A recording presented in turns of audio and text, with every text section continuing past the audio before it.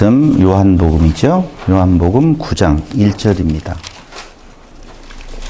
예수께서 길을 가실 때에 날 때부터 맹인된 사람을 보신지라 제자들이 물어 이르되 랍비여 이 사람이 맹인으로 난 것이 누구의 죄로 인함이니이까 자기니이까 그의 부모니이까 예수께서 대답하시되 이 사람이나 그 부모의 죄로 인한 것이 아니라 그에게서 하나님이 하시는 일을 나타내고자 하심이라. 때가 아직 낮침에 나를 보내신 이 일을 우리가 하여야 하리라. 봄이 오리니 밤이 오리니 그때는 아무도 일할 수 없느니라. 내가 세상에 있는 동안에는 세상의 빛이로라.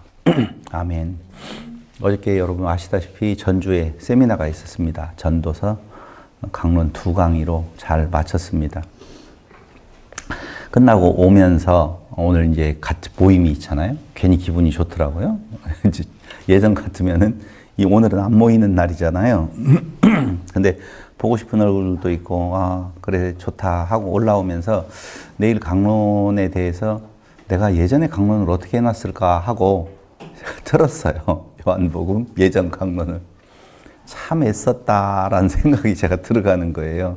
왜 애썼느냐? 무슨 말을 하는지 저도 잘 모르겠어요. 예전 강론에 뭔가 찾아서 말을 하고 그게 이런 의미를 가지고 있고 침을 뱉었다, 흙을 이겼다라고 하는 말은 이런 의미를 가지고 있다라고 다 이야기하는데 과연 그렇게 복잡한 이야기의 의미를 담고 그때 그 자리에서 그런 행동을 하셨을까? 그 뒤에 이 요한에 의해서 전달되어진 이 편지를 읽고 과연 그 편지를 보는 사람들은 제가 강론했던 내용대로 생각을 할 수 있었을까? 라고 하는 생각을 하면서 너무 어렵다.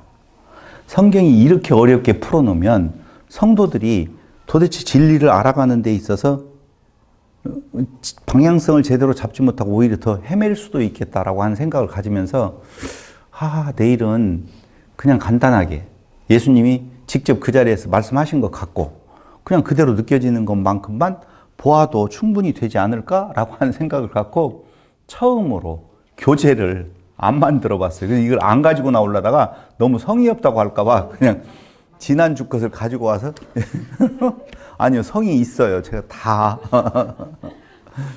그러면서 과연 성도들이 매주마다 매일마다 성경을 보면서 무엇 때문에 왜 예수를 믿는다고 말할까라는 생각을 어제부터 지금 계속 해보는 거예요. 전도서의 결론은 일의 결국을 다 들었으니 하나님을 경외하라 라고 하는 거잖아요. 요섭 성도님, 하나님을 경외하래요. 전도서의 마지막이 일의 결국을 다 들었으니 하나님을 경외하라. 뭐가 하나님을 경외하는 것일까요? 죄송해요. 당황스럽게 질문을 해서 다 들어요. 하나님을 경외하라. 그러면 다 좋게 들어요. 하나님 경외하라는 말에 아멘 하지 않을 사람이 어디가 있어요. 야, 전도서의 앞에 이야기를 다 들었으니 일의 결국을 다 들었으니 헛되고 헛되어 바람을 잡으려는 것과 같다. 결국은 죽음으로 끝나가는 인생에 있어서 인생을 살아가는 자들, 어제 이제 강론이 그거였었거든요. 인생을 사는 것이 아니라 신생을 사는 거다. 새로운 피조물이다. 우리는 신으로서의 삶을 살아가는 것이다. 라고 이야기를 결론을 내렸는데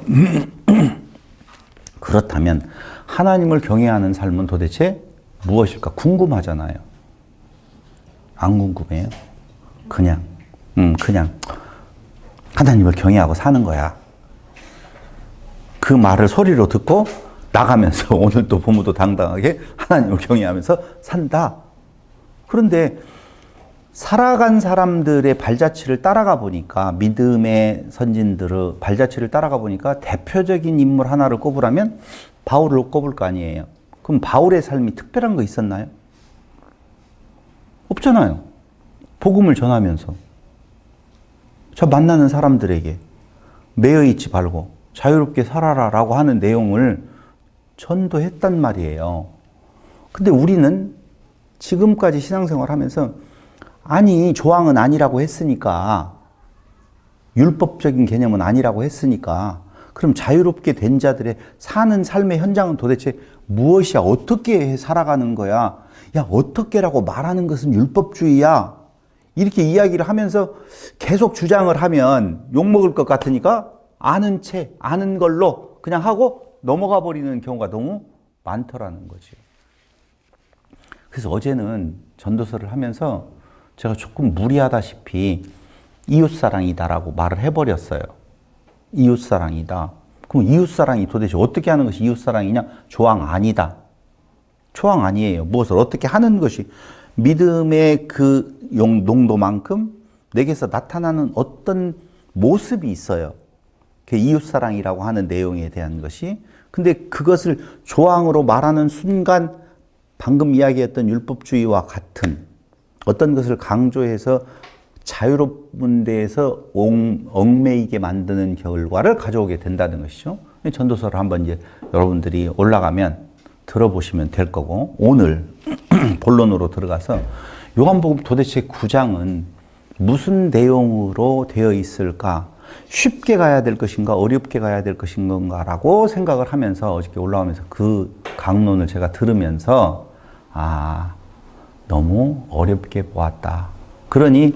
그러면서 제가 어저께 밤에 몇 분들의 강론을 들어봤어요. 제법 유명하다라고 하는 분들의 강론을 제가 들어보면서 왜 이렇게 한 말씀인데, 성경은 하나잖아요. 하나인데 왜 그 유명한 목사님들은 각기 달리 해석을 하고 있는 건가? 뭐가 진리인 건가? 뭐가 맞는 거야? 라고 하는 생각을 가지면서 이렇게 연구해서 주일날 강론하려고 얼마나 많이 한 주간 동안 준비하고 토요일은 거의 온 날들을 다 바쳐서 거기에 신경을 쓰고 말을 할 거 아니에요. 당신이 말을 해놓고 연구한 내용을 말을 해놓고도 그냥 다 원고 없애고 그 다음에 둘이 만나가지고 목사님 다시 한번 말씀해 주세요. 그럼 말할 수 있을 것 같아요? 내가 지난번에 강론했던 걸 나도 모르겠더라니까. 지금 뭔 말을 했지라고 하는데요. 제가 어저께 오면서 들었는데도 불구하고 오늘 말하려고 보니까 어려운 거예요. 이런 진리가 있을 수가 없다라고 하는 생각이 들어가면서 복잡하게 가는 것은 평신도와 고신도를 나누는 목회자들의 또 다른 폭력이 되어지지 않는 건가라고 하는 생각을 해요. 제가 이야기하는 건 잘 들으셔야 돼요. 역사적 배경이라든가 문법적 해석이라든가 이런 내용들을 무시하라는 말이 아니라 그거 정말 연구하셔야 돼요. 연구해서 그 배경 속에서 그런 거구나. 봐봐요. 오늘 소경 하나가 날 때부터 소경된 자가 있다고 말을 해요. 그가 치유되는 과정에서 먼저 침을 뱉어서 진흙을 이겼다고 말을 해요. 그러면 거기에서 설교할 수 있는 내용이 첫 번째 뭐가 나오냐면은 진흙의 이야기는 창세기로 가잖아요. 사람을 만들 때 그렇잖아요. 흙을 빚어서 만들었잖아요. 그러면은 그때 당시에 처음 사람을 만들 때 진흙을 이겼었는데 두 번째 사람, 새 생명을 만들 때에는 누구의 기운이 들어가야 된다? 예수의 기운이 들어가야 된다 해가지고 뱉어서 그거 만들었다. 이렇게 가는 것이 그냥 보편적인 설교예요. 내용으로 봐서. 근데 정말 그럴까? 자, 침을 뱉어서 이게서 발라서 눈이 떠졌어요. 실로암 목가에서 씻었더니 눈이 떠졌어요. 씻은 뒤에 발랐었을 때는 눈이 안 띄어졌다니까요. 가서 씻고 난 뒤에 눈이 그때 떠지는 거거든요. 그럼 그 흙의 개념이 도대체 앞에 설명했던 창세기하고 연결을 지어서 말을 해야만이 되는 건가? 라고. 그런데 굉장히 단순해요. 그냥 엄청나게 단순하게 이야기할게요. 그냥 그때 당시에 우리가 옛날에 어디 상처나고 그러면 흙 발랐어요? 안 발랐어요? 또 그걸 가지고 간다 또? 흙에는 뭔가 원적외선 방사가 있어가지고 그걸 이기는 동안에 좀 흙은 열을 가야만이 원적외선 방사가 되거든요. 열을 가해야만이 원적외선 방사가 되어서 치료에 광선이 나온다고 그래요. 그럼 침은 왜 뱉느냐? 야, 어렸을 때 모기 물리면 침 발랐지 않느냐? 거기에도 건강식품이나 뭐 이런 거 하는 사람들은 그런 거에 따가지고 이 흙을 가지고 이렇게 눈을 뜨는 것처럼 그 흙이 그 돌이다라고 이야기를 해가지고 그렇게 팔아먹을 수도 있겠다라고 하는 생각을 가져가게 된 것이죠. 당시에 그냥 어떤 병자가 있었을 때 그런 식의 방식으로 대처하는 일들이 있었다고 보시면 돼요. 그러면은 그게 옳은 말이냐 보세요. 그렇게 발라서 그런 방식으로 대처하는 일들이 그때 당시에 있었다라고 하면 예수님께서 그 일을 그렇게 하셨어요. 그것이 그 병을 눈을 뜨게 하는 직접적인 요인이 될 수 없다는 거예요. 그럼 앞에 다른 어떤 눈을 뜨지 못하고 보지 못하는 자가 있었는데 일반적인 대처 방식으로 그런 일들이 그때 그 시대에 있었다면 그 방식으로 눈을 뜬 사람이 있었을까요? 없었을까요? 없었다고 그렇게 쉽게 대답을 해야 돼요. 그건 어디에서 나오느냐? 방금 소경된 자, 눈 뜬 자가 이런 일이 없었습니다. 한 번도. 라고 선언을 해버리거든요. 그러니까 이 말은 다른 말로 이야기하면 별것 아닌 것으로 그런 일이 일어났다는 말은 다 같이 시작. 그런 일을 일으킨 자에게 주목해 보아라. 그 말이거든요. 어떤 민간요법이라고 하는 것을 통하여서 시행되어지는 방식을 예수님이 채택했다. 그런 것으로 인하여서 그것이 그렇게 눈을 떠진 거구나. 그건 철저하게 사람 중심으로 사람에다가 포커싱을 해서 그 사람이 어떤 행동을 했기 때문에 이런 방식을 했는데 이런 결과가 나왔다라고 하는 것을 강조하게 되어진다라고 보면 일반적인 방식으로 그렇게 해서 그런 일들이 일어나는 일이 한 번도 없었다. 그런데 도대체 그는 누구이기에 눈이 떠지는 일이 일어났는가? 누구에게 포커싱이 되고 있어요? 예수에게 포커싱이 되고 있다 이거예요.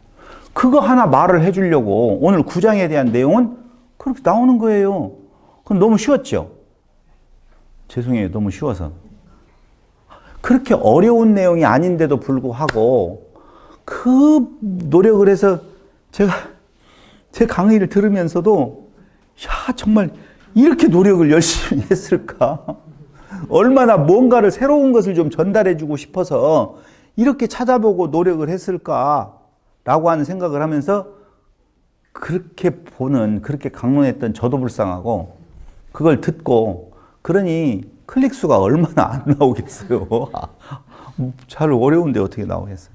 그래서 오늘 여러분들하고 이야기하고 싶은 것은 9장 상당히 절수가 많아요. 41절까지 되어져요. 근데 41절까지 되어지는 것이 1시간 강론하는데 너무 짧아. 복잡한 내용이 없더라는 거예요. 그래서 오늘은 원래는 안 모였었던 날이지만 모여서 그 서비스를 제가 반성을 하면서 반성이라고 하는 것이 진짜 나쁜 의미는 아니에요. 그렇게 했던 것이 후회된다라고 하는 내용은 아니에요. 진짜 아까 우성도님 이야기한 것처럼 그런 과정을 거쳐서 그런 깨달음에 대한 내용이 있으면서 성도들에게 너무 우매해질 수밖에 없는 방식이 아닌 그냥 쉽게 말을 해도 그게 진리가 되어져서 그리스도 안에 새 생명을 얻게 되어진 우리에게 자유함이 있을 것이 아닌 건가라는 전체적인 생각을 해보면서 오늘 말씀을 좀 전개해 보겠습니다. 자, 날 때부터 맹인된 사람이에요. 그 맹인은 예수님을 찾지도 않았고 아무런 액션을 취하지도 않았다라고 하는데 우리는 주목해 볼 필요가 있어요. 두 번째로는 그는 혹시 오늘날의 사기꾼 같은 기적을 일으킬 수 있다라고 하는 어떤 자들과 같이 다리를 안전뱅이 되어졌는 자가 일어섰다고.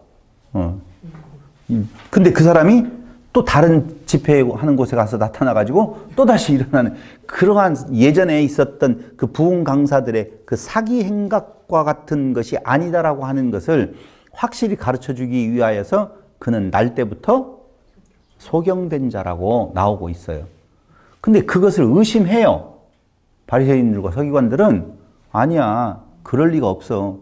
만약에 그런 일들이 앞에도 누군가에 의해서 있었다라고 보면 그렇게 의문을 가질 이유가 없잖아요. 그러니까 없었다는 그 소경의 이야기도 맞고, 그것을 그럴 수가 없다라고 의심해봐서 진짜 그가 네 아들이라고 보면 그가 처음부터 소경이었더냐라고 물어봤던 그들의 이야기도 맞는 이야기라고 말입니다. 그러니까 이 앞에 이야기가 그런 이야기예요. 날 때부터 맹인된 사람을 보신지라. 제자들이 물어 이르되 랍비여, 이 사람이 맹인으로 난 것이 누구의 죄로 인함입니까? 자기니까, 그 부모이니까. 당시에 병이라고 하는 것은 죄의 결과로 온다라고 하는 것이 만연된 사상이었단 말이죠. 근데 여기에서 우리가 주목해 봐야 될 것이 있어요. 확정하고 말을 해요. 제자들은 누구 죄 때문에 죄의 결과다라고 선언하고 생각하고 결론 내리고 물어보는 거예요. 부모 죄입니까? 자기 죄입니까? 부모의 죄 때문에 그럴 수 없다라고 하는 것은 다른 성경에서 이미 죄의 유전은 아니다라고 선언하고 있잖아요. 그러니까 아니에요. 그럼 자기 죄네? 그럼 그가 무슨 죄를 날 때부터 지었길래 날 때부터 소경되어졌느냐 하는 거예요. 무슨 죄를 지었을까요? 그래서 사람들이 그 죄에 대한 내용을 많이 생각을 해보면서 어린아이가 응애하고 태어났는데 그 아이는 죄가 있을까요? 없어요? 원죄를 이야기하는 분들에게 있어서 원죄라고 하는 것이 어린아이에게는 원죄를 설명하는 자들이 무슨 죄가 있겠느냐. 그 태어난 자가 그렇기 때문에 그 아이의 죄는 원죄로 설명을 하는 경우가 있더라는 거죠. 근데 사람들은 다 죄인이다. 그가 행하는 모든 것들을 봐라. 그 욕심을 봐라. 어린아이도 욕심이다. 엄마 뱃속에서 발로 팍 차요. 왜 차요? 뭔가 이유가 있대요. 왜 울어요? 젖달라고 운대요. 전부 다 자기 욕심의 발현이라고 이야기를 해요. 그렇게 뭔가 인간의 이해를 돕기 위해서, 인간이 수긍할 수 있는 논리를 찾아내기 위해서 많이 노력을 하고 있는 모습이 있다는 거예요. 근데 여기에서 우리가 주목해 봐야 될 것은 모든 소경된 자라든가 모든 아픈 자들에 대한 어떤 원칙을 말하는 것은 아니라는 거예요. 잘 보시면 지금 예수 앞에 있는 그 소경에 대한 이야기예요. 이 사람은 그의 죄 때문에 그렇습니까? 그의 부모 죄 때문에 그렇습니까? 라고 물어본다는 거예요. 다시 한번요. 모든 병자가 자기 죄 때문입니까? 부모의 죄 때문입니까? 아니면 다른 어떤 원인이 있습니까? 라고 일반적이고 보편화된 것을 말하려고 하는 것은 아니라는 거예요. 그러니까 특정한 그 사람이에요. 정관사를 붙여서 그 소경은 그의 죄 때문에 소경이 된 겁니까? 부모의 죄 때문에 소경이 된 겁니까? 제가 이렇게 강조하는 이유가 있어요. 그건 뭐냐면은 이 소경의 소경됨은 하나님의 영광을 드러내려고 하는 것이다. 이렇게 나오잖아요. 그거 읽어볼게요. 어디 나와요? 몇 절이죠? 3절. 예수께서 대답하시되 이 사람이나 그 부모의 죄로 인한 것이 아니라 그에게서 하나님이 하시는 일을 나타내고자 하심이라. 제가 앞에 강조했던 것을 거기에다 접목해서 보면 이은재의 손가락 하나 끊어지면 하나님의 영광을 나타내기 위해서 끊어지게 했어요? 그냥 끊어지게 했어요? 그냥 사고예요. 그렇죠. 그 말이에요. 정확한 말씀을 해주신 거예요. 사람들은 여기에서 그 소경된 것이 그 부모나 그의 죄가 아니라 하나님의 영광을 나타내기 위한 거라고 하니까 우리는 인생의 모든 면에 있어서 일어나는 일들을 다 하나님의 영광을 위하여서 된 거라고 자기 일어난 사고에 대한 내용까지 부주의에 의한 사고까지도 하나님의 영광으로 하나님의 이름을 갖다 붙여서 세상을 온통 하나님의 주권으로 만들어버리는 놀라운 역사를 만들어내고 있어요. 그런 거 아니에요. 그냥 성경 여기는 지금 예수가 그리스도 되심 하나님의 아들 되심을 나타내기 위해서 하나님이 미리 준비하신 그 소경을 지금 이야기를 하고 있다는 거예요. 거기에서 멈춰달라는 거예요. 더 사고를 확장시켜서는 안 된다는 거예요. 왜 그런 이야기를 하냐면 사람이 살다 보면은 자기에게 뭔가 불리한 일이 일어났었을 때에 그걸 하나님 편으로 돌려서 안정을 찾으려고 하는 시도들을 한다 그 말입니다. 그러면 살아가는 데 있어서 내가 지금 뭔가 바꿔야 되고 조심해야 될 내용이거든요. 함부로 남을 담을 받게 생겼다고 손을 미련하게 가는 일이 없어야 되잖아요. 이 손가락이 그래서 없어졌거든요. 근데 하나님께로 돌려놓고 보면 그런 조심을 하지 않게 되어지는 결과가 나타나게 돼요. 내가 무슨 잘못을 저질렀어요. 그리고 일어난 결과에 대한 내용을 하나님께로 돌려요. 하나님의 영광을 위하여서 내가 이렇게 되어졌다. 내가 망하고, 내가 부도가 나고, 내가 아프게 되어지고. 자, 아프게 되어졌을 때 오는 여러 가지 원인들이 있을 거 아니에요. 그런데 그거에 대해서 반성하거나 개선하거나 이러려고 하지 아니하고 다 하나님의 뜻으로 돌리는 것, 그게 굉장히 신앙적인 것으로 생각하는 경우들이 너무 많더라고 말입니다. 그래서 여기 지금 요한복음에서 9장에서 말하고 있는 것은 누구의 죄 때문입니까? 죄의 결과가 아닙니까? 라고 이야기할 때에 아니야. 이 소경된 자, 다시 이야기할게요. 요 소경된 자는 거기 하나님이 하시는 일을 나타내고자 하심이라. 하나님은 지금도 일하시고 계세요.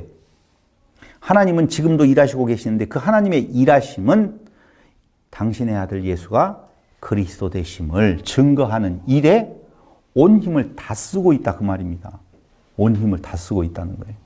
그래서 당신이 하나님의 아들 되심을 나타내게 하시는 하나님의 섭리를 이루기 위하여서 지금 이 소경된 자를 이 앞에 우리 앞에 놓여지게 만든 거야 라고 말을 하시면서 때가 아직 낮침에 나를 보내신 이의 일을 우리가 하여야 하리라. 밤이 오리니 그때는 아무도 일할 수 없느니라. 내가 세상에 있는 동안에는 세상의 빛이로라. 계속 지금 물과 빛에 대한 이야기를 끌어가고 있어요. 내가 빛이야. 지금 낯이야. 그런데 그 낯에 해야 될 일들은 바로 예수 당신이 하나님의 아들 되심을 드러내는 일이야. 어느 틈엔가 밤이 오게 되어지는데 그때에는 그런 일을 볼 수가 없다라고 말을 하면서 자, 내가 빛됨에 대한 내용을 지금부터 보여줄게. 이런 내용이거든요.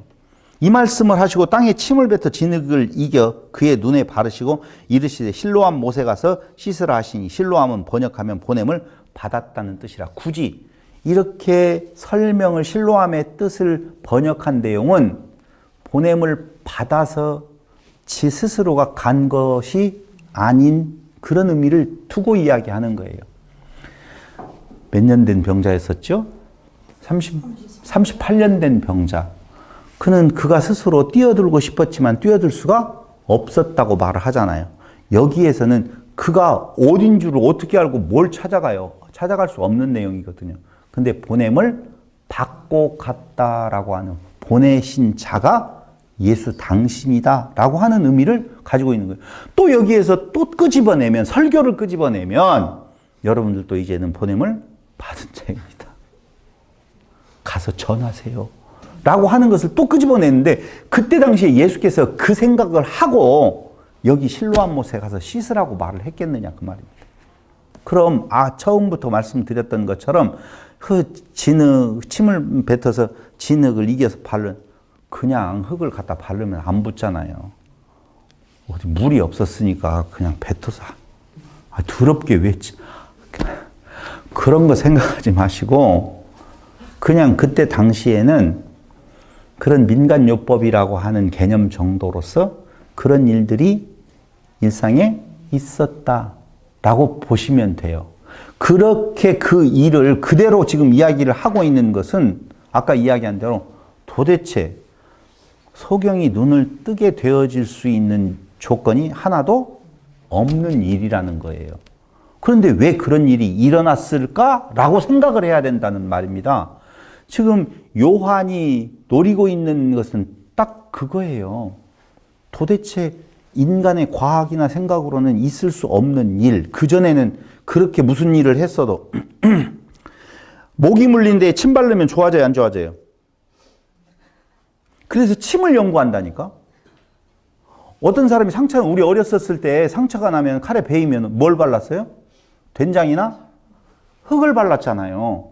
지금은요, 사람들이 깜짝 놀래요. 거기 균이 들어가서 염증을 일으킨다고 해가지고 깜짝 놀랄 일인데 그때 당시에는 그것밖에는 그래도 지혈이라고 하는 내용 쪽에서 뭔가 할 수 있는 쑥이나 뜯어가지고 좀 찧어서 발랐으면 그것도 괜찮은데 흙을 갖다 발라놓는 경우가 저도 어렸을 때 있었다니까요. 그런 개념이 아니라 아무것도 아니다. 혹시 그런 일들은 그렇게 해서 지혈이 되어지니까 나은 것 같이 보였을 수 있지만 소경이 눈 뜨는 일이 어디가 있어요. 여기에다가 흙을 발랐더니 손가락이 자라나가지고 정상으로 나올 수 있는 일, 여러분 아무도 상상 못해요. 가능성 있어요? 기도를 세게 한다든가 아니면 다른 어떤 비방을 해가지고 여기에다 안수를 해서 이 손가락이 자라날 일 아무도 나 할 수 있어요 라고 덤비는 사람 아무도 없는데 암병에다가는 한번 하면 나올 것 같다라고 왜 안 보이니까 어떻게 되는지도 모르잖아요. 그건 좀 하려고 한다니까. 암병을 좋게 하는 것이 없애는 것이 힘들을까요? 손가락을 잘 자라나게 하는 거 힘들을까요?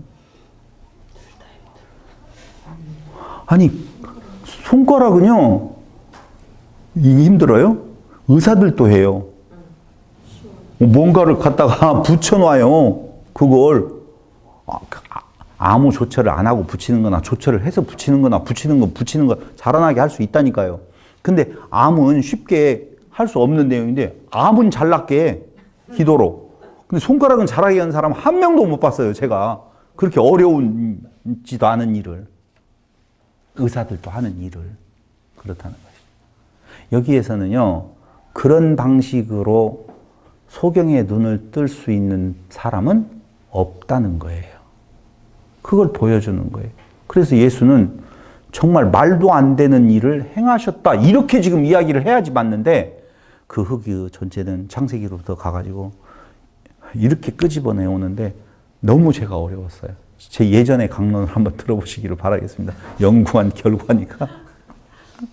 그래서 다른 곳에서 진흙을 이겨서 했던 것은 어디에서 성경을 찾아가지고 그것들을 언제 그렇게 그때 그 당시에 사람들이 찾았겠냐고요. 죄송해요. 제가 제 스스로에게 반성하는 의미에서 이렇게 말을 많이 하는 거예요. 그러면서 진흙을 이겨 그의 눈에 바르시고 이르시되 실로암 못에 가서 씻으라 하시니 실로암은 번역하면 보냄을 받았다는 뜻이라. 이에 가서 씻고 밝은 눈으로 왔더라. 자, 씻고 밝은 눈으로 왔어요. 그럼 실로암 못의 능력, 발랐던 진흙의 능력이 아니라 말로 그 일을 행하고 그곳에 가서 씻으라고 했는데 그 눈이 뜨여졌다는 말은 그건 팩트예요. 한 사건이에요. 그건 변경시킬 수가 없는 그때의 그 역사란 말이에요. 그걸 30년 내지 40년이 지난 뒤에 요한이 그 사건을 가져다가 예수가 하나님의 아들 되심의 증거로 지금 제시하고 있다는 거지요. 그럼 제시를 할 때에 그럴 만한 이유가 있는 일을 해서 눈이 뜨여졌으면 하나님의 아들이라고는 증거가 아니 되어지잖아요. 그런데 말도 안 되는 일을 행했습니다. 그런데 그 소경의 눈이 뜨여진 것은 그 물의 능력도 아니고 그 진흙의 능력도 아니라 그 예수가 특별한 분입니다. 그렇지 않습니까, 여러분? 하고 동의를 구하는 일이 지금 9장의 내용이라 그 말입니다. 그러면서 이웃 사람들과 전에 그가 거린인 것을 보았던 사람들이 이르되 이는 앉아서 구걸하던 자가 아니냐. 다시 확증을 시켜주는 거예요. 맞아. 그 사람은 처음부터 그건 예수라고 하는 자와 짜고 치는 것이 아니었어. 우리가 그를 알고 있어. 어렸을 때부터 그랬던 거야 라고 하는 내용을 말하고 있잖아요. 요한은 지금 그걸 중요하게 보는 거예요. 어떤 사람은 그 사람이라 하며 어떤 사람은 아니라. 그와 비슷하다 하거늘 자기 말은 내가 그라 하니 그들이 묻되 그러면 내 눈이 어떻게 떠졌느냐. 자, 어떻게 떠졌느냐. 여기에서 중요한 메시지가 나와요. 대답하되 예수라 하는 그 사람이 진흙을 이겨 내 눈에 바르고 나더러 실로암에 가서 씻으라 하기에 내가 씻었더니 보게 되었노라. 여기에서 중요한 방점은 진흙을 바르고 씻어라가 아니라 예수라고 하는 그 사람이 여기에 중요한 방점이 있거든요. 강조점이. 왜 그걸 그렇게 해석할 수 있는 건가? 굳이 제가 설명 안 해도 여러분들도 다 알아요. 이런 일을 이렇게 행한 자가 이전에 있었느냐? 없었다라고 말을 하거든요. 그럼 만약에 진흙 그리고 물의 씻음 이게 중요했다라고 보면 이런 일을 행하는 자가 없었다라고 하는 고백은 맞지 않는 거라고요. 그러므로 거기에다가 중점을 두지 아니하는데 오직 요한복음을 통하여서 예수라고 하는 그분에게 포커스가 맞춰져서 그분을 강조해야 될 때에 자꾸 진흙이 강조되어지고 물이 강조되어지고 실로암이 강조되어서는 안 된다는 것입니다. 그들이 이르되 그가 어디 있느냐 이르되 알지 못하노라 하니라. 이 알지 못하노라 하노라라고 하는 것은 그가 눈을 뜨고 난 뒤에 예수를 만났었을 때에 내가 그를 좀 만나고 싶습니다라고 말하는 내용에서 우리는 알 수가 있어요. 아하, 이 소경의 믿음이나 어떤 액션하고는 아무 상관없는 일이 일어났다. 그럼 이 일은 왜 일어났죠? 네? 그렇죠. 어려운 거 아니잖아요. 앞에 이야기했잖아요. 하나님이 하시는 일을 나타내고자 하심이라. 하나님이 하시는 일은 당신의 아들 예수가 그리스도다라고 하는 내용을 나타내는 일이란 말이에요. 그걸 나타내기 위해서 이 일을 지금 하나님께서 역사하신 것이다. 너무 단순한 이야기였었어요. 그러면서 그들이 전에 맹인이었던 사람을 데리고 바리새인들에게로 갔더라. 예수께서 진흙을 이겨 눈을 뜨게 하신 날은 안식일이라. 여기에 지금 문제가 또 있는 거예요. 우리가 안식일에 대해서 수도 없이 많이 이야기를 했기 때문에 다시 안식일에 대한 내용을 말하지 않겠지만 이스라엘 백성들 전도서는요, 어제 하면서 전도서를 누가 기록했고 언제 기록했느냐, 왜 기록했느냐라고 하는 내용을 제가 좀 다른 시각에서 봤어요. 전도서는 솔로몬이 기록한 것이 아니에요. 왜냐하면 잠언이나 아가서 같은 경우는 솔로몬의 잠언이라 솔로몬에 대한 이름이 나오는데 전도서는 전도자라고 나오지 솔로몬이라는 이름이 나오지 않아요. 두 번째, 거기에 쓰여진 히브리어는 고대 히브리어가 아니에요. 고대 히브리어도 아니고 미슈나 200년, 주전 200년에 구전으로 오는 율법들을 모아가지고 쓴 책이 미슈나거든요. 근데 그 미슈나가 쓰여졌을 때의 히브리어는 굉장히 큰 변화를 가져오게 되어지는데 그때 그 가까운 히브리어도 아니에요. 그러니까 그 중간 어디에 끼어 있는 데거든요. 그걸 4세기로 본 거예요. 페르시아 시대. 그럼 페르시아 시대 왜 그걸 그때 썼느냐라고 하면은 그때 그 사람들은 결국 어떤 것을 생각하느냐 하면 솔로몬의 영광스러운 날들을 생각하거든요. 글로 돌아갔으면 좋겠다는 것을 생각을 해요. 그런데 그 일은 돌아오지 아니하고 계속 속국으로 있는 그들의 모습 속에 그들의 행동이 어떻겠느냐 이거예요. 이미 개인주의가 만연하게 되어져요. 이스라엘은 철저하게 민족 중심이거든요. 근데 민족 중심이제 그게 깨어지면서 개인적으로 그걸 어디에서 할 수 있어요? 돌아가라고 하니까 돌아가는 사람이 많아봐야 5만 명 정도밖에 안 되고 다 거기에 남기를 원하더라 그 말입니다. 그때에 전도서 기자는 솔로몬이라고 하는 감정이입을 시키는 거지요. 해서 솔로몬이라고 말하지 않으면서 그걸 연상시키도록 그들이 생각하고 있는 그쪽으로 가서 야 이렇게 했는데 다 지금 어떻게 되어졌느냐 헛되어 바람을 잡으려는 것과 같다. 그럼 헛되어 바람을 잡으려는 것 같으니까 어떻게 하라는 거예요? 죽음을 향해 가는 아무리 영광스러운 날들을 살았던 자라 할지라도 결국 죽음으로 끝이 나지고 모든 것들이 화려하게 다 이루었다 할지라도 그 지혜가 있다 할지라도 죽음으로 끝이 나고 그렇다면 그게 뭐라는 거예요? 인생이라는 것이죠. 인생에 있어서 더 나은 삶을 더 화려한 삶을 꿈꾸고 있다라고 보면 인생은 결국 이루었다 하더라도 허무한 것이니 지금 우리에게 사는 삶의 의미는 인생이 아니라 신생의 삶이다 라고 하는 내용이거든요. 그러면서 모든 일을 다 긍구해 보았더니 헛되어 바람을 잡으려는 것 같으니까 너희는 일의 결국을 다 들었으니 하나님을 경외하라. 그럼 경외하는 삶이 뭐냐 이거죠? 거기에서 또 막히는 거예요. 경외하는 삶이 뭐죠? 우문현답. 궁금해요. 결론은 뭘로 내린 줄 아세요? 제가? 아니요. 이웃사랑이라고 내렸어요. 아니 이웃사랑은 뭔가 특별하지 않아요. 특별하지 않잖아요.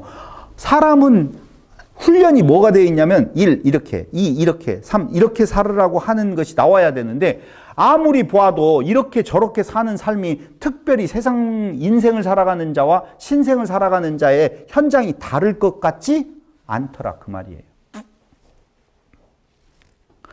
그럼 옆으로 가서 정말 죄송해요.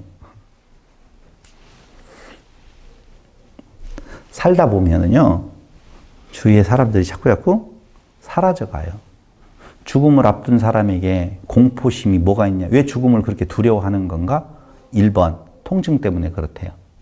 그래서 호스피스 병동이 좀 더 활성화가 되어져야 된다라고 하는, 통증 관리를 오래전부터 해야 되는데, 통증 관리를 하려고 보면은 어떤 수준에 이르기까지는 함부로 마약류를 못 쓰게 되어져 있어요. 그러니까 그렇게 세 번째로는 뭐 때문에 두려워하는 건가? 주위에 사람이 없다는 거예요.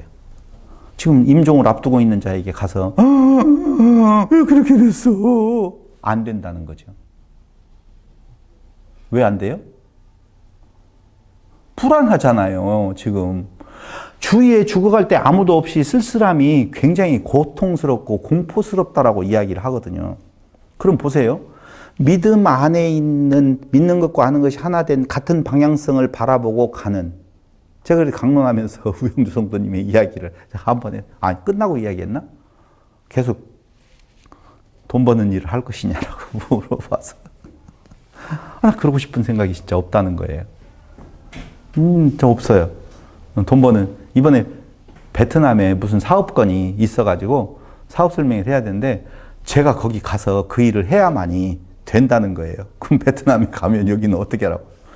저는 다른 사람 보낼 생각을 한다든가 안 간다든가 이런 생각으로 결정을 이미 내리고 있어요. 앞으로 10년 동안 돈 더 벌어서 그래 100억을 만들었다고 한들 그게 무슨 의미, 내게 인생에 있어서 의미가 있겠느냐 그 말입니다. 그러니까 다른 거 없어요. 지금 믿는 것과 아는 것에 하나 된 자들, 같은 지체된 자들을 돌아보며, 어떻게 돌아보냐라고 말 안 했으면 좋겠어요. 왜냐하면 그건 조항이 아니고 항목이 아니에요. 그냥 보고 싶어요. 그냥 안부가 궁금해요. 어떻게 상처 나서 지금 상처기가 있는지 없는지 그것도 대단히 큰 관심거리예요. 복잡한 내용 아니에요. 뭔가 교회에 와서 연보를 많이 하고 막 열심히 이런 것보다도 그냥 일상이 평화로웠으면 참 좋겠어요. 그게 재산이 많아서도 아니고 건강해서도 아니고 무엇인가 내 주위에 있는 것들로 인하여서 하는 것이 아니라는 것이죠. 이야기가 엉뚱한 대로 갔지만 우리에게 있어서 진리를 안다라고 하는 내용이, 예수가 그리스도 하나님의 아들이라고 하는 내용이 왜 중요한 건가라고 보면 우리의 생명을 인생에서 신생으로 바꿔놓는 기준점에 서 있는 분이라 그 말입니다. 그 예수에게 관심이 있어야 되는데 자꾸 우리는 소경에 눈 뜬 것, 손가락이 자라나는 것, 병신이 안 되는 것, 병신이라고 했다고 또 비판받으려고 모르겠다. 장애인이 안 되는 것, 뭐 이런 것에 큰 관심을 두고 성경을 바라보느니 일반적인 종교하고 뭐가 다르겠느냐 하는 겁니다. 살아봤더니 정말 중요한 것은 우리가 그렇게 쉽게 이야기해요. 정말 마음에 맞는 친구 두세 사람 잊고 세상을 떠나는 것이 가장 행복한 삶이라고 그러잖아요. 근데 그 생각이 다른 자가 많이 있어서 나에게 아무리 환호를 보내준다 할지라도 그게 그렇게 큰 의미가 있겠느냐라고 하는 생각을 가져보는 거죠. 자, 옆으로 비껴가서 정말 죄송하지만 그는 아무것도 몰랐어요. 자기가 무슨 행동을 취한 것이 하나도 없어요. 그냥 우연히. 그들에게 있어서는 우연이고 예수의 입장에서는 당연히 하나님의 계획 속에 있는 당연한 일이었었어요. 틀림없이 일어나야 될 만남이었단 말입니다. 그러니까 마찬가지예요. 하나님이 우리를 마땅히 찾아오셔서 만나는 것이지 내가 찾고 찾아서 하나님이 나에게 오신 것이 아니라고 하는 건 우리가 이론적으로 다 알고 있잖아요. 근데 그게 은혜라니까요. 이는 아직도 몰라요. 그가 누구인지, 어떻게 이런 일이 벌어졌는지 아무런 이유가 없어요. 그래서 그는 말하기를 뭐라고 이야기를 하느냐? 그 사람이 진흙을 내 눈에 바르며 내가 씻고 보나이다 하니 바리새인 중에 어떤 사람들은 말하되 이 사람이 안식일을 지키지 아니하니 하나님께로부터 온 자가 아니라 하며 어떤 사람은 말하되 죄인으로서 이렇게 어떻게 이러한 표적을 행하겠느냐 하여 그들 중에 분쟁이 있었다. 율법은 우리를 그리스도에게로 인도하는 몽학선생인데 안식일이라고 하는 율법을 가지고 그리스도에게서 멀리 떨어져 가는 것이 자기를 드러내려고 하는 인간의 발로라 그 말입니다.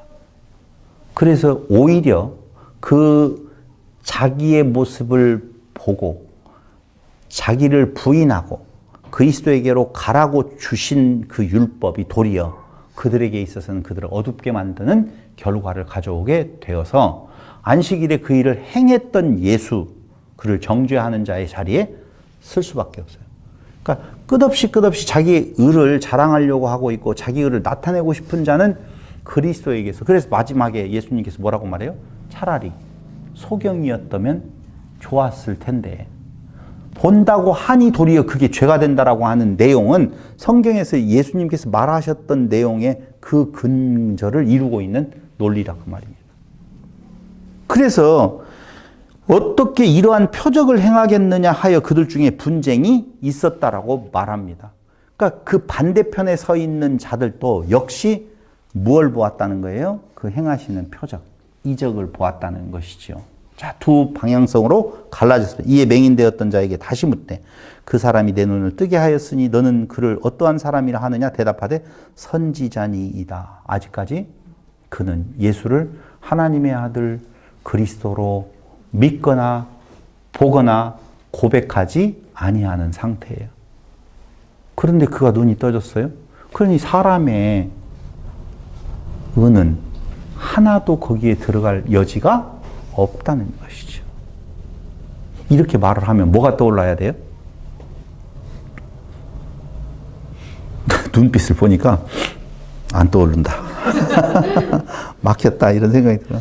예수가 떠올라야 될 거 아니에요. 사람이 아니라고 보면 그 일을 행하시는 분만 생각하게 되어지잖아요. 사람의 행한 일들이 안 떠오른다라고 보면 도대체 그는 누구인 건가로 우리의 관심이 가야 될 거 아니에요. 또 다른 걸 찾아서는 안 돼요. 없어요. 찾을 것이 하나도 없다 그 말입니다. 선지자로 봐요. 아, 조금 뛰어난 어떤 능력을 행하는, 아직 눈뜬 사람, 눈 뜨게 한 사람은 못 봤지만 다른 어떤 소소한 것들은 그런 일이 일어났다면 이는 조금 더 큰 선지자라 이런 일까지 행한 것이 아닌 건가? 이렇게 생각을 하는 거예요.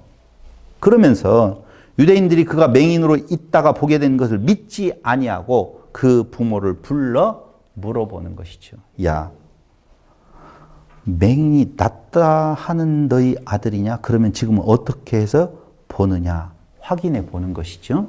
인간은 그래요. 확인해 보아요. 그 부모가 대답하여 이르되 이 사람이 우리 아들인 것과 맹인으로 난 것을 아나이다. 그러나 지금 어떻게 해서 보는지 또는 그가 그 눈을 뜨게 하였는지 우리는 알지 못하나이다. 그에게 물어보소서. 그가 장성하였으니 자기 일을 말하리이다. 이건 피하는 거예요. 괜히 말 잘못했다가 걸려 넘어지면 해코지를 당하니까 난 몰라요. 우리 아들한테 물어봐요. 이것도 역시 내 아들이 분명합니다라고 하는 내용이에요. 요한은 이 내용을 이렇게 자세히 쓰는 이유는 뭐 때문에 그러느냐? 짠 거 아니었어. 진짜 그런 일이 있었어. 그렇다면 그는 누구라는 말이야? 한번 생각을 해보아. 지금 그렇게 제시를 하고 있다는 말입니다. 그 부모가 이렇게 말한 것은 이미 유대인들이 누구든지 예수를 그리스도로 시인하는 자는 출교하기로 결의하였으므로 그들을 무서워함이러라. 출교 일어나요. 실질적으로 그 소경되어서 눈뜬 자, 소경되었다가 눈뜬 자를 출교해버려요. 출교하면은요, 그건 유대인 사회에서는 출교는요, 생사가 달린 문제예요. 결국은 출교를 당하게 되어진다 그 말입니다. 근데 부모는 그게 무서워서 그 일을 하지 못해요. 봐봐요. 아들을 눈뜨게 해준 그 일이 고마워서 그분입니다. 그분이 확실히 그렇게 뛰었습니다. 이렇게 말할 수 있는 용기조차도 안 나는 거예요. 무엇에 비하면? 먹고 마시고 입는 것에 큰 해를 받는다라고 보면 그것조차도 힘든 거예요. 우리도 마찬가지 아니에요? 예수를 그리스도로 고백하고 그걸 전달하는 데 있어서 저 사람이 싫어할 것 같으면 해요, 안 해요? 안 하잖아요. 숨잖아요. 아니, 그게 아니야. 먹고 마시고 입을 것을 충족시켜주는 예수가 아니야. 돌아서야 돼. 라고 하는 말을 그것조차도 쉽게 안 된다니까. 왜? 이상하게 볼까봐. 싫어할까봐. 그렇게 말을 하면 나를 이단같이 볼까봐. 그렇게 생각하는 경우가 얼마나 많이 있겠어요. 또 옆으로 가는 것 봐요. 틈만 나면 사람에게 의미를 조금이라도 부여하고 싶어서 어떻게든지 살짝 돌아가려고 하는 이 모습을 제가 말을 하면서도 느껴지네요. 맞아요. 여기 부모도 마찬가지. 우리와 똑같은 심정을 가지고 있는 거예요. 나 해봤기 싫어. 난 몰라. 우리 아들한테 가서 물어봐요. 라고 말을 해요. 이에 그들이 맹인이었던 사람을 두 번째 불러 이르되 너는 하나님께 영광을 돌리라. 우리는 이 사람이 죄인인 줄 아노. 정해놓고 말을 해요. 나 죄인인 줄 아는데 너 하나님께 영광 돌려. 너도 그가 나쁜 사람이라고 좀 말을 해라. 그럼 너 해가 안 갈 거야. 라고 말을 하거든요. 확정하고. 대답하되 그가 죄인인지 내가 알지 못하나. 이 죄인이라고 하는 내용은 안식일 날 어떤 율법을 지금 범하고 있는 자다라고 하는 전제를 깔고 지금 말을 하는 거예요. 무조건 죄인이라고 말하는 것은 아니에요.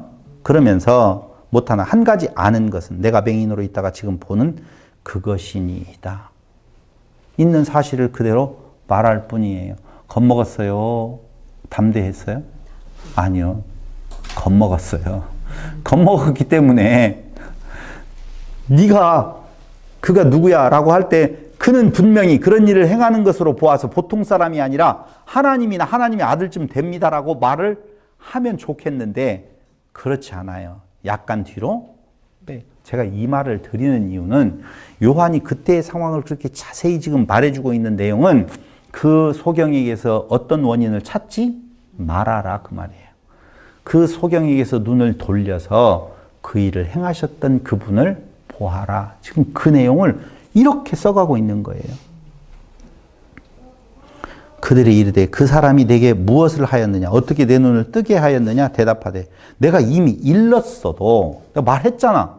어떻게 말을 했어? 앞에서 흙 발라서 씻으라고 해서 씻었더니 눈이 띄어졌습니다. 말을 했는데 왜 또 말하라고 하는 거야? 라고 하면서 다시 듣자 하나이까? 당신들도 그의 제자가 되려 하나이까? 왜 그렇게 관심이 많아요? 당신도 그분의 제자가 되고 싶어서 그런 역설적으로 공격을 한번 해봤어요. 그랬더니 하나님 그들이 욕하여 이르되 너는 그의 제자이나 우리는 모세의 제자라. 그러니까 히브리서에서 말하고 있는 것처럼 모세가 크냐 예수가 크냐라고 하는 내용 쪽에서 당연히 예수가 크다는 것이 히브리서 기자의 결론이잖아요. 그럼 여기에서 모세와 예수를 갖다 들이댔었을 때에 못 이겨요. 예수가 어떻게 이겨요? 당시에 모세의 율법에 완전 무장을 하고 있는 그들을 이제 시골 촌뜨기 예수라고 한 그것도 그 일이 일어났다? 아니야. 무슨 사기술이 있을 거야. 둘이 짜고 치는 고스톱일 거야. 아니 고스톱이라고 하는 게 왜 나와요? 짜고 치는 일일 거야. 무슨 속임수가 있는 것이지 라고 생각하는 그들에게 있어서는요. 모세하고 비교를 한다는 것 자체를 용납할 수가 없다는 것이죠. 그래서 우리는 모세의 제자라 하나님이 모세에게는 말씀하신 줄을 우리가 알거니와 이 사람은 어디서 왔는지 알지 못하니노라. 그런데 뒤에 가서 말을 해요. 33절 이 사람이 하나님께로부터 오지 아니하였으면 아무 일도 할 수 없으리이다.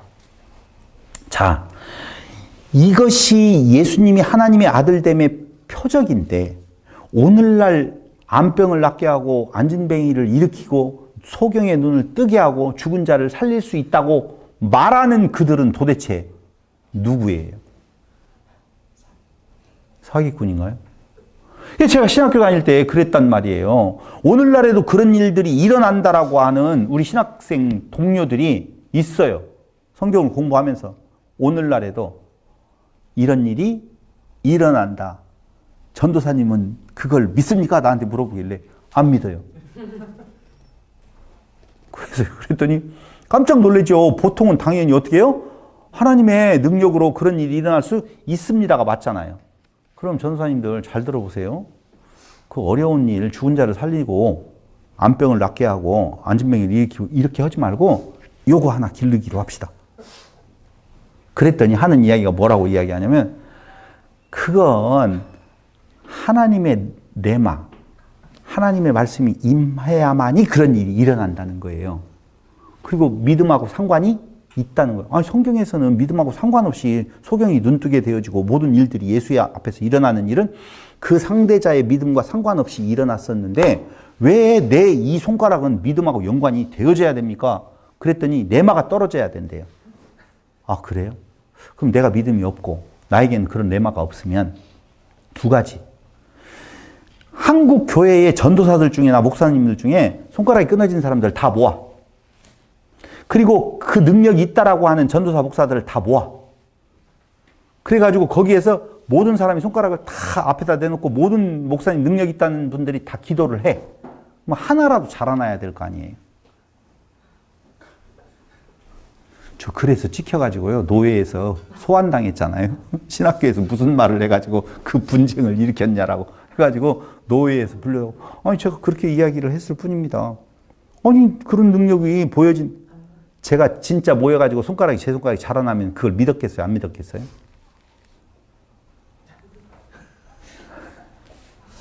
성경은 마지막 때에 그런 기적이 일어날 수도 있다고 말을 하잖아요.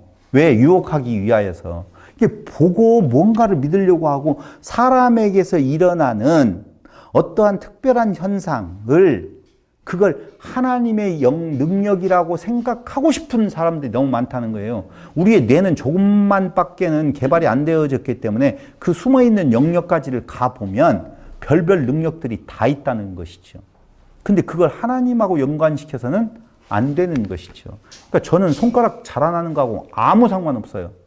이게 자라나게 한다라고 해서, 자라나게 못한다라고 해서, 하나가 더 끊어진다라고 해서, 그걸 가지고 하나님 예수를 평가하고 판단하는 데 있어서 믿음 안에 있는 내 신앙에 스크래치가 전혀 안 난다. 그 말입니다. 관심 없어요.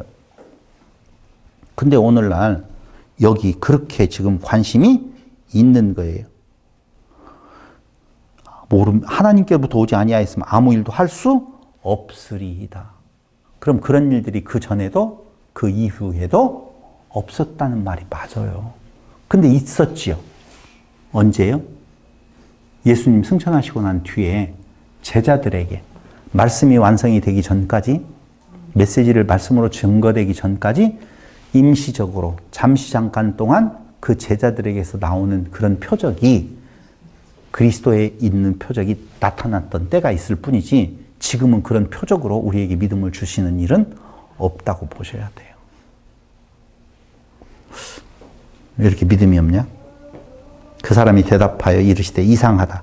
이 사람이 내 눈을 뜨게 하였을 때 당신들은 그가 어디서 왔는지 알지 못하는도다.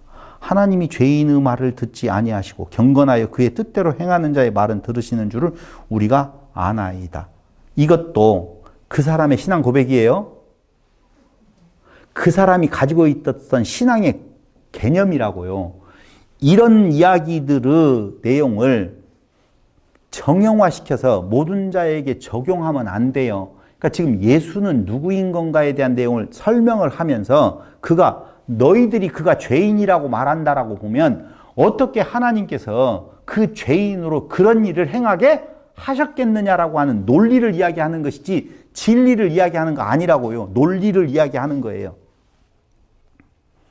창세 이후로 맹인으로 난 자의 눈을 뜨게 하였다 함을 듣지 못하였으니 이 사람이 하나님께로부터 오지 아니하였으면 아무 일도 할 수 없으리이다. 그들이 대답하여 이르되 네가 온전히 죄 가운데서 나서 우리를 가르치느냐 하고 이에 쫓아내어 보내니라. 관심이 눈 것에 사람들은 다 있어요. 부자 되는 것에 다 있어요. 전도서를 꼭 읽어보셔야 되죠.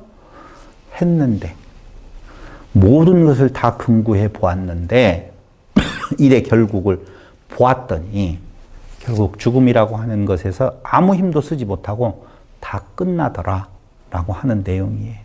내가 뭔가 기쁘게 내 기쁨을 좀 더 많게 하기 위해서 여러 가지 일들을 해 보았는데 그것도 어때요? 바람을 잡으려는 것이더라. 우리 여행 가자고 그랬잖아요.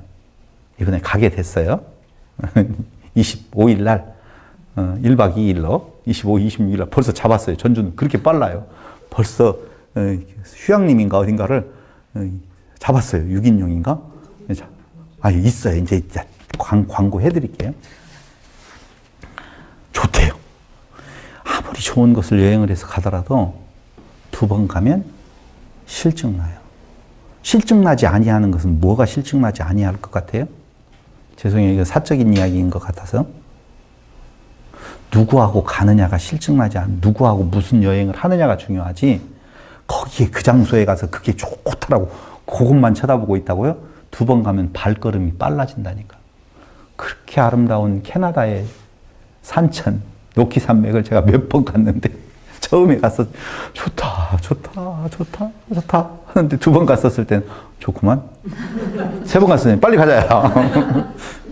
3번도 넘게 갔어요. 많이 갔다고요. 거기 너무 좋아가지고 거기서 살고 싶어가지고 밴프 국립공원에 한 2, 3년만 좀 살았으면 좋겠다라고 생각하는데 서너 번 가니까요. 밴프 국립공원도 엘크 사슴이 그 길거리를 걸어가더라도 걸어가는구나 이렇게 생각이 들어가요. 세상에 우리 눈을 완벽하게 만족시킬 것이 없어요. 없어요. 근데 사람들은 그걸 추구해 가요. 그것을 예수 믿는 결과물로 얻고 싶어 하더라 그 말입니다. 다시 말씀드리지만 일의 결국을 다 보았으니 하나님을 경외하는 삶, 하나님은 어디에서 나와 그리스도가 예수가 하나인 것처럼 너희가 예수와 하나이고 예수와 우리가 하나인 것처럼 하나님과 예수가 하나인 것처럼 그 안에서의 지태된 자들을 돌아보고 사는 삶이 특별한 거 없다니까요. 여러분 특별한 거 꿈꾸지 마세요.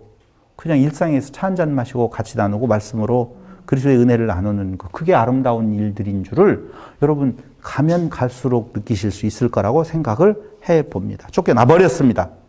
그래서 예수께서 그들이 그 사람을 쫓아냈다 하는 말을 들으셨더니 그를 만나사 이르시되 네가 인자를 믿느냐? 이건 지금 처음으로 대면하는 거예요.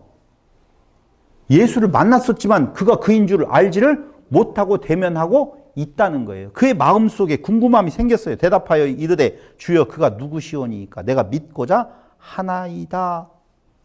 이 말은 다른 말로 이야기하면 그 전에 그의 그런 역사는 믿음과 상관없었다는 것에 대한 반증이잖아요. 믿었어요? 없었어요? 믿었으면 믿고자 하나이다. 이 말이 안 맞죠. 내가 그라. 그 말이죠. 예수님께서. 소경이 눈 떴기 때문에 예수를 영접하게 되어졌어요. 그랬더니 지금까지 살아있어서 그 좋은 눈을 가지고 2.0의 눈을 가지고 지금도 살아있나요? 아니에요, 여러분. 그도 이 땅 위에서 인생으로 살아가는 것은 끝을 분명히 보았다는 것입니다. 그럼 그가 진짜 생명으로서 아름다운 일이 있다라고 하는 것은 신생으로 바뀌어지는 거예요. 그 소경은 신생이 되었을까요? 인생으로 남아있을까요? 다 같이 몰라요. 관심 없어요. 우리의 관심은 어디에 있어요? 소경이 눈 뜬 거, 소경이 예수를 만나게 된 거, 그게 아니고 예수가 누구냐라고 하는 곳에 우리의 관심이 집중되어지는 거예요. 예수는 분명히 하나님의 아들이셔요. 우리는 예수를 하나님의 아들로 믿어요. 그게 우리에게 있어서 소망이 되어지면 다 같이 오늘 이야기 충분히 하셔야 돼요. 답 나올 줄 알고 있습니다. 다 같이 시작. 부활. 그렇죠. 제 아내예요. 집에서 안 짰어요. 부활이에요. 새로운 생명으로의 거듭남이에요. 근데 그 부활이 죽고 난 뒤에 일어나는 것이 아니라 이미 우리는 새로운 피조물이라. 그래서 그 새로운 피조물로 같은 심장을 가진 자로서의 본이 좋다는 거죠. 그걸로 보아지지 아니하면 돈 많은 사람이 들어오면 권력 가진 사람이 들어오면 교회가 성장하기. 왜? 권력 가진 사람들의 뒤에 따라오는 사람도 있거든요. 거기 누가 다닌대? 거기 가봐야 되겠다. 라고. 여러분 따라서 올 사람 있겠어요? 글쎄요. 그러니 가져있는 것은 하나님 백, 그리스도의 모습, 이걸 우리는 우리의 최고의 자산으로 생각하는 부분이 있어야 되지 않을까요? 있어야 되지 않을까요? 그러면 그건 있어야 된다. 빨리 가져라. 이런 말로 들린다라고 보면 그것도 아니에요. 그러니까 어저께 또 하나의 궁금증이 사람들에게 생겨났던 것 같아요. 하나님을 경외하라라고 하는 것이니까 어떻게 하는 것인데요? 경외하는 거, 하나님을 경외하는 삶을 살아가는 것은 정말 다른 거 아니에요. 또다시 이야기할게요. 시작. 이웃사랑. 다른 뭐가 있어요? 골방에 들어가서 혼자 말씀 깨달았다고요? 말도 안 되는 이야기예요. 나는 인터넷으로 들으면 된다고요? 말도 안 되는 이야기예요. 지체가 없는 혼자만에 있는 것은 이미 둘이에요. 그러면 그렇게 되어진 예수를 앞에다 두고 난 예수를 믿는 우상이 되어진다 그 말입니다. 그런데 예수는 우리 앞에 눈으로 지금 보이지 않지만 예수의 지체들이 앞에 있잖아요. 그 보이지 아니하는 하나님을 사랑한다고 하지 말고 보이는 목사를 사랑해라는 말이 아니라 그런 나쁜 목사들이 어디가 있어요. 예전에 그랬다니까요. 보이지 아니하는 하나님 사랑할 수 없잖아. 그러니까 보이는 목사 사랑이 하나님 사랑이야 하면서 목사에게 잘하라, 가르치는 자와 좋은 것을 같이 하라, 있는 것들을 다 갖다 부숴가지고 잘하세요. 여러분. 연말이 지나기 전에 선물도 좀 보내시고 진짜 보내기만 해봐 가만히 안 놔둬요. 이제 그런 거 아니라는 것이죠. 여러분 다시 또 강조하지만 믿는 것과 아는 것에 하나 된 자들의 그 아름다운 지체를 향한 자기 권한을 다 쓰지 아니하는, 자기 권을 다 쓰지 아니하는 약한 자를 위한, 그게 뭐라고 말을 해요? 우리는 이웃사랑이라고 말하죠. 그걸 덕이라고 말한다 그 말입니다. 건덕이라고 말을 하는 거예요. 할 수 있어요. 아니 세미나를 하는 그 다음 일요일 날은 안 모입니다. 죄가 돼야 안 돼요? 안 돼요. 세미나에서 벌써 2시간이나 했는데 얼마나 많이 했는데 안 되는데 오늘 왜 모였어요? 그러세요. 맞아요. 보고 싶다고 만나고 싶다고 모이자고 그러는데 싫어. 아니 쉬고 싶어요. 아까 임 지사님이 그렇게 이야기해요. 피곤하시죠? 제가 안 피곤해 이렇게 말 안 했어요. 예, 피곤하지만 좋아요. 그래요. 그게 지체된 자들의 하나님을 경외하는 삶이다. 이렇게 말할 수가 있는 것이죠. 예수께서 그들이 그 사람을 예수께서 이르시되 네가 그를 보았거니와 지금 너와 말하는 자가 그이니라. 이르되 주여 내가 믿나이다 하고 절하는지라. 예수께서 이르시되 내가 심판하러 이 세상에 왔으니 보지 못하는 자들은 보게 하고 보는 자들은 맹인이 되게 하려 함이라 하시니. 이게 예수님의 오신 목적이에요. 그러니까 계속 본다라고 하는, 나는 할 수 있다라고 하는, 내가 신이 될 수 있다라고 하는 아담으로부터 이제까지 시도되어졌던 모든 인간들의 행사는 다 맹인이 되는 길이에요. 근데 나는 알 수가 없습니다. 율법을 바라보고 아하 자기 부인의 자리에 들어서게 되어진다라고 하는 것은 우리 맹인된 자를 눈뜨게 하시는 하나님의 사랑의 역사라 하는 것이죠. 없습니다. 오늘 맹인 사건에 대한 내용은 하나도 맹인에게서 무엇인가를 찾아야 된다라고 하는, 그 일이 일어날 수밖에 없었던 이유를 그 맹인에게서 찾으려고 하는 시도는 정말 무의미한 겁니다. 오히려 더 소경되어지게 되는 것입니다. 그 일을 행하시는 그분이 누구인 건가? 라고 하는 것에 포커싱을 맞추어서 요한은 뭐라고 지금 이야기를 하고 있는 건가? 그는 하나님의 아들이었다고 말하는 거예요. 바리새인 중에 예수와 함께 있던 자들이 이 말씀을 듣고 이르되 우리도 맹인인가? 예수께서 이르시되 너희가 맹인이 되었더라면 죄가 없으려니와 본다고 하니 너희 죄가 그대로 있느니라. 죄는 뭐가 죄라고 그동안에 계속 이야기했어요? 사람인 것이 죄라고 그랬잖아요. 너희가 계속적으로 신이라고 말을 한다라고 보면 신되게 하시기 위하여서 오신 나하고 관계가 없으니 너희는 그대로 뭐예요? 인간이야. 사람이야. 그러니까 죄 가운데 너희는 사망으로 가는 것이고, 너희가 자기를 부인하는 죄인이라고 맹인이라고 이야기를 한다라고 보면 그 맹인 죄인을 위하여서 오신 당신이 우리 안에 와서 생명을 바꿔놓아 버린다 그 말입니다. 그분만이 유일하게 우리를 인생, 죽음을 향해 가는 인생에서 사는 삶의 생으로 바꿔지는 신생으로 바꾸는 유일한 생명을 가지신 분이다라고 하는 겁니다. 그 예수가 저와 여러분들 마음속에서 뿌려져서 점진적으로 자라나서 그 자라남 속에 그 지체들을 향하는 삶이 아름답게 이루어지는 세상을 꿈꾸어 보면서 오늘 말씀 마칩니다. 기도드리겠습니다. 고마우신 아버지 하나님, 하나님께서 주신 은혜가 너무 넘쳐서 너무 커서 우리는 볼 수도 없고 알아볼 수도 없고 느낄 수도 없습니다. 오늘 특별 계시의 이 말씀을 통하여서 다시 한번 상고하게 하시고 우리의 죽음을 향해 가는 그 인생, 불쌍한 인생에서 하나님의 자녀로 바꿔주시는 것이 바로 예수의 그 생명으로 말미암음을 다시 한번 확인하였사오니 우리의 소망이 예수에게만 있는 삶이 되어지게 하시고 그 예수의 새로운 삶, 생명을 통하여서 이웃된 지체들을 향한 덕 세우는 삶이 나타나게 하여 주시기를 예수님의 이름으로 기도드립니다. 아멘.